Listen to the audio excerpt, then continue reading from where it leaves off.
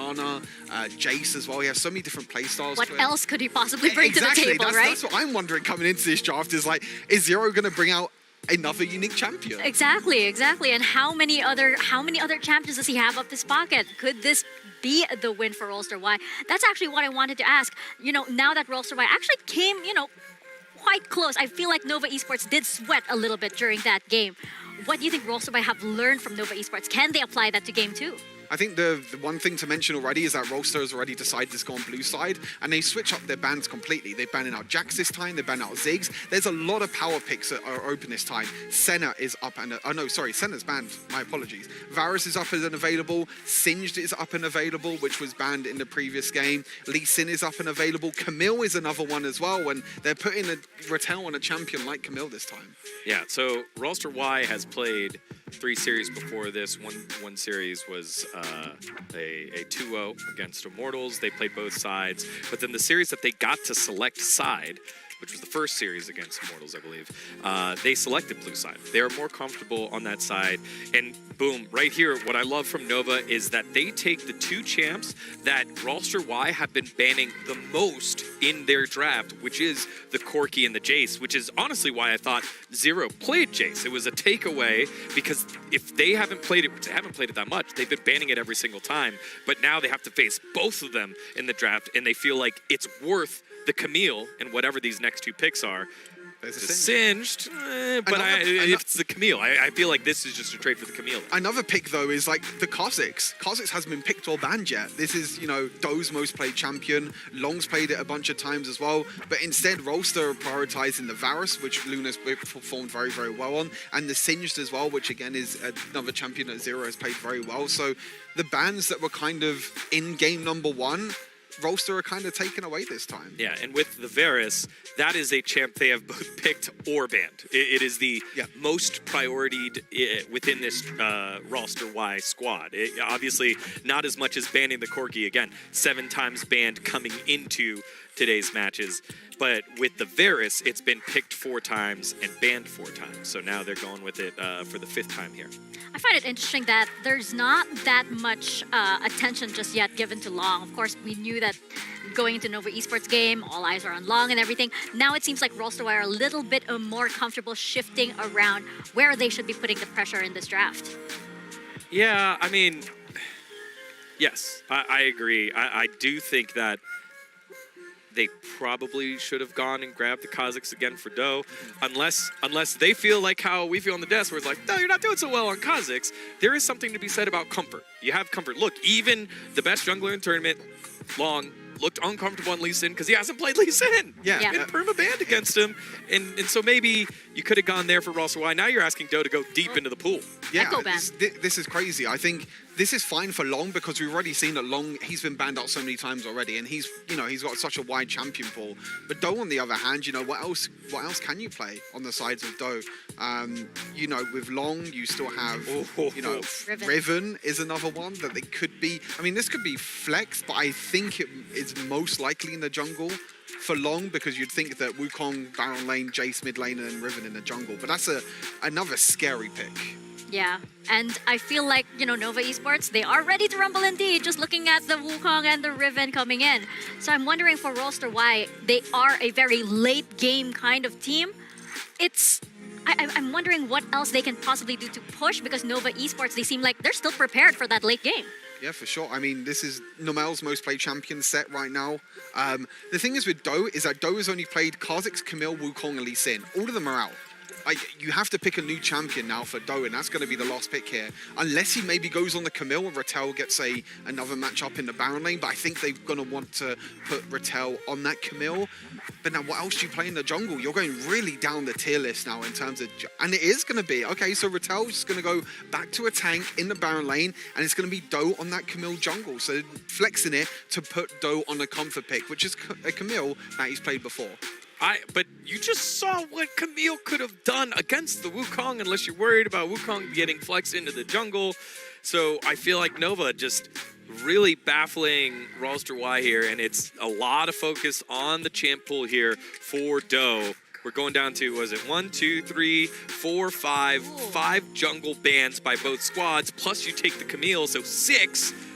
And so it looks like, you know, that 6 was going to be Doe's anyways. And still, it's a new champ here for Long.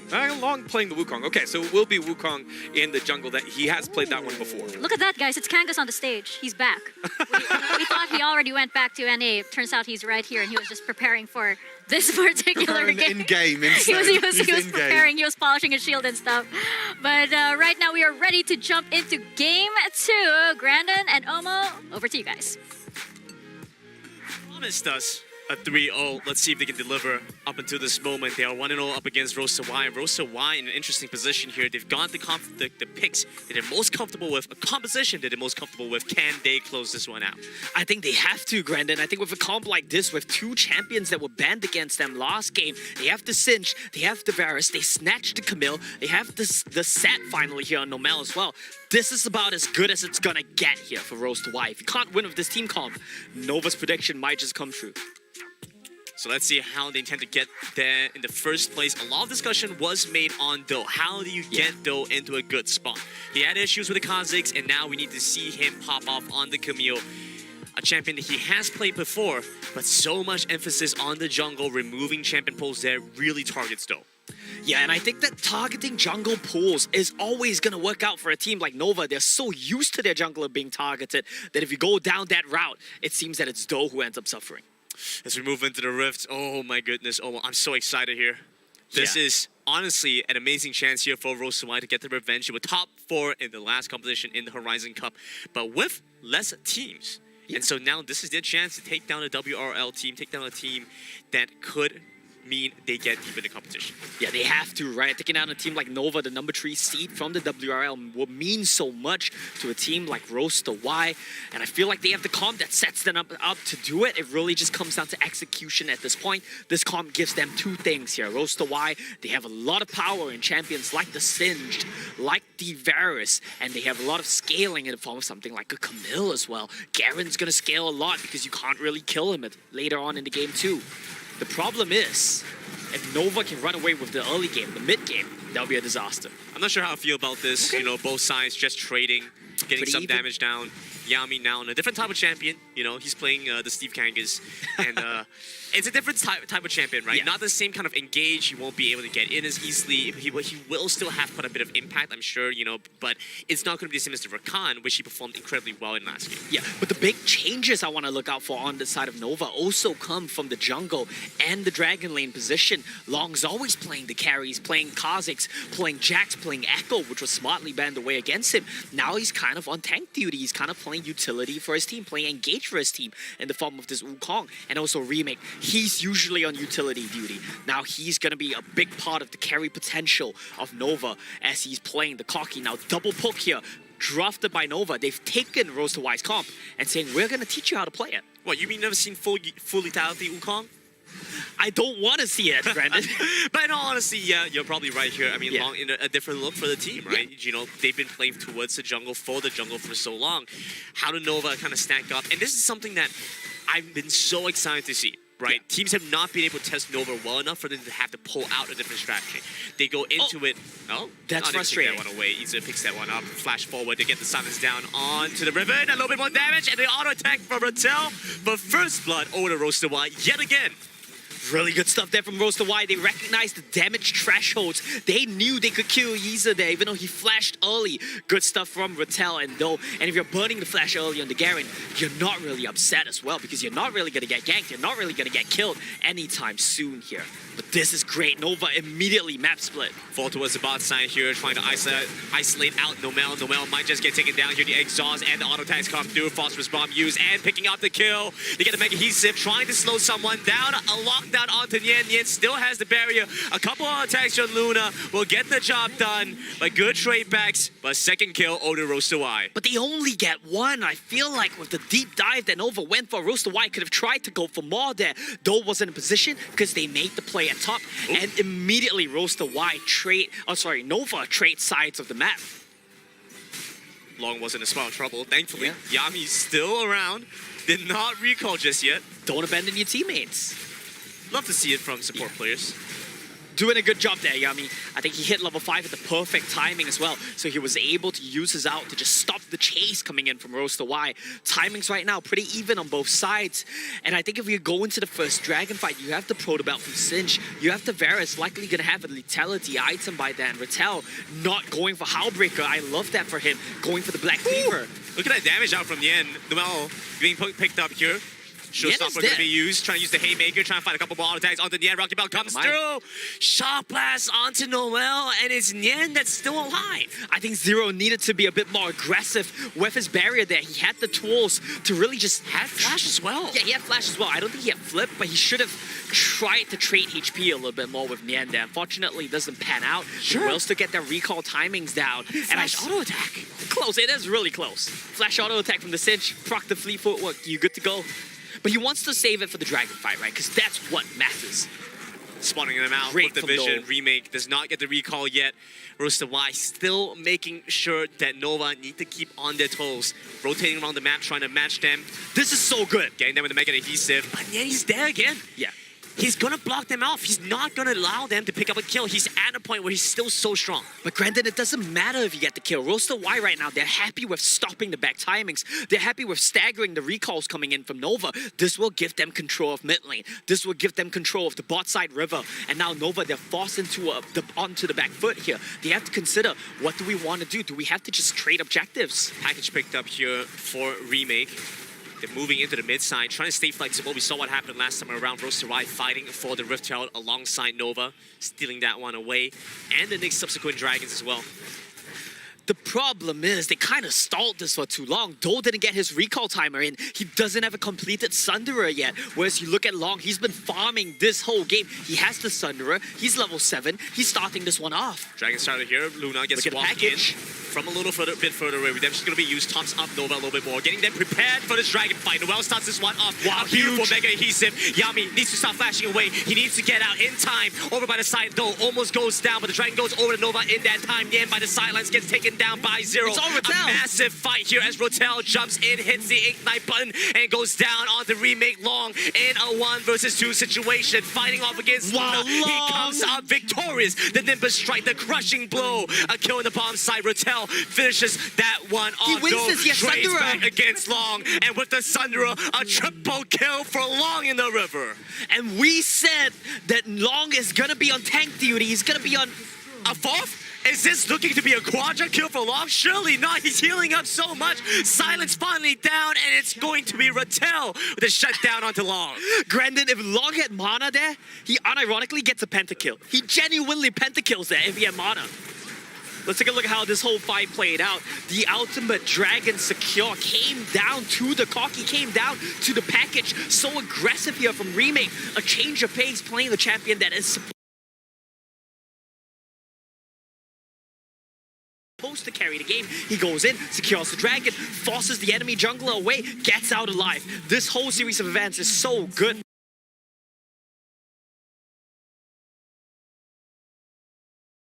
For Roaster Y right now, but you look at Long, you look at how he plays around Roaster Y, he jukes them out. The healing from the Sunderer and the Golden Staff, so huge for the Wukong right now, and he completely plays Dove here.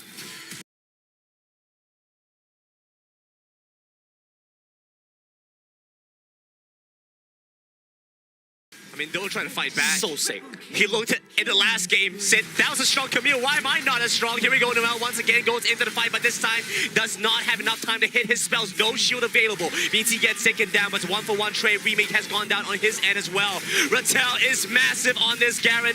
Once again finds a pick up here for Roaster Y. The Cyclone being used, but Long's been held in place. The Mega Adhesive coming in clutch. Roaster Y fight back and bite back against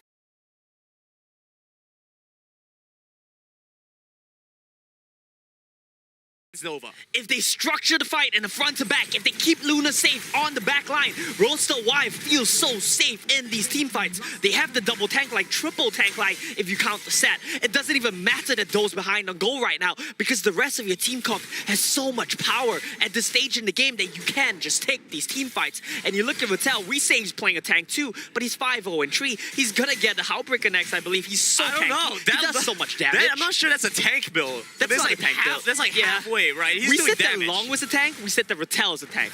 Both of them are proving us wrong here. They're both the high carries for the team. Absolutely. You need damage. You need to have a way to have impact in these fights that isn't just tanking things up. Yeah, and you got to keep in mind that this is a favorable matchup for the Garen as well. There's not many side lane matchups that you can say that Garen wins. Well, this is one of them, at least until the Sunderer Cleaver dual combo gets completed by Iza. It's going to be so easy for Rattel to face off against him in the side lanes. Of course, a massive advantage here for Rattel, especially you look at his 2 items. Not going for the Hullbreak, he's actually going to go for the Series Gauge. Still respect that. That's good. That's better. Fitting into that ideal. Having damage while still being tanky, that's what Rattel's trying to get done here. Yeah, that makes more sense. I think it's a good build. He doesn't want a side lane. He knows his goal is to team fight. And you look at the identity of both of these Baron laners, and you clearly see a difference in how they want to play. Nova, Iza has been side laning every first objective spawn, funneling himself gold, whereas Rattel recognizes my job is to play for the team. I want to make sure that Luna is safe because he's outputting so much damage right now. Here's what I will say here, Omo. Both objectives of the game have gone over to Nova so far. Nova have the Rift Child and the first Dragon. Zero gets knocked back before he can get the toss. Yes, flash. Comes through, flashback from the end, back on the turret. Nomel not able to catch him in time. Don't decide to set up a dive. A 3-man towards the top side. In the end, in the spot of danger, has Iza running over quickly, trying to keep him alive. There we go, flashing in to get the stun down, but he can execute down in time. Taking down the end, now they need to get out. Hook shot out by Do. Zero now being chased down by Iza. Gets the slow down with the Rylite. Execute damage, not enough. Singe lives, even without the barrier. The insanity potion enough to keep him alive. I'm surprised that Zero did not use the barrier. That nerves of steel for sure. But you look at the trade on both sides of the map. Nova dropped the Herald and they immediately recognize we need to bail you out of the situation, man. We trade a turret for a kill. I think Nova are happy with that one. But the game state right now definitely favors Roaster Y. Especially if you consider how weak this Jace is right now. And I was worried for a second there when we saw the Rift Herald being used was the bot side, but very well identified from Roaster Y to hit that weak side Jace. Just trading sides, right? Hit that weak side Jace, take him down again, and even though they did not manage to pick up the top side turret, they still get so much additional value off of that. That's a phrase I hate so much. Weak side Jace. If your Jace is ever in a scenario like this, it's just so hard to play the game around. Keep in mind what we said about Roaster Y's double poke comp last game. Same thing applies to Nova's double poke comp this game. You shouldn't fall behind because it gets so hard to play out the game if you're playing a poke comp from behind. The good news is, Cocky does scale, Riven does scale, Long does scale, Wukong doesn't scale, but Long scales for sure, so you still have win conditions on the side of Nova. Some vision here for Nova, so they know where Roaster Y are positioned. Dragon here started up Yami, they have trying the to get a package. slowdown, trying to stop Roaster Y from getting into the pit. It's all Luna right now. You gotta pay close attention to this guy because now he's on the Varus. Now he's so oppressive. If you can't get on top of him, he is gonna chunk you out. The longer this dance goes on for, the more it favors Roaster Y. And I think Nova, they're running out of time. Package is gonna time out soon. You said that the last game too. It's all about Luna, and I have to agree. Roaster Y play around this guy so much. Between the Ziggs, between the Varus, he's long range, but he's damage, and he's consistent damage that will deliver, provided you give him the space to do it. You gotta give him the space to do it. That's the key word right now. But Nova have the tools to jump on him. You have no longer a package, but you have Wukong, you have Riven. They both wear flash soon. Nova coming in on both sides. They have the left, they have the right. River coming through. Nomel trying to get the face breaker in, pull someone in before the fight starts, take someone down. Dragon's gonna get reset right now, and that's the cue for Roaster White. Head back to the mid lane. They're constantly getting prio on that one. Nian is in a bit of a tricky situation, but this should let him get the shock blast down onto the back line, onto Luna. The dance is still going on here. Being channeled here by Long, but he knows he cannot afford to back away yet. Big bomb. Rift Town's going to despawn, so there's only one thing worth fighting for. Over by the back, Nian has to move in. They want to pick up Long before the fight begins. But Luna already going down quite quickly to try and jump onto Luna, but Luna gets a flash away. Now they need to find this pick up, the Chain of Corruption coming through. It says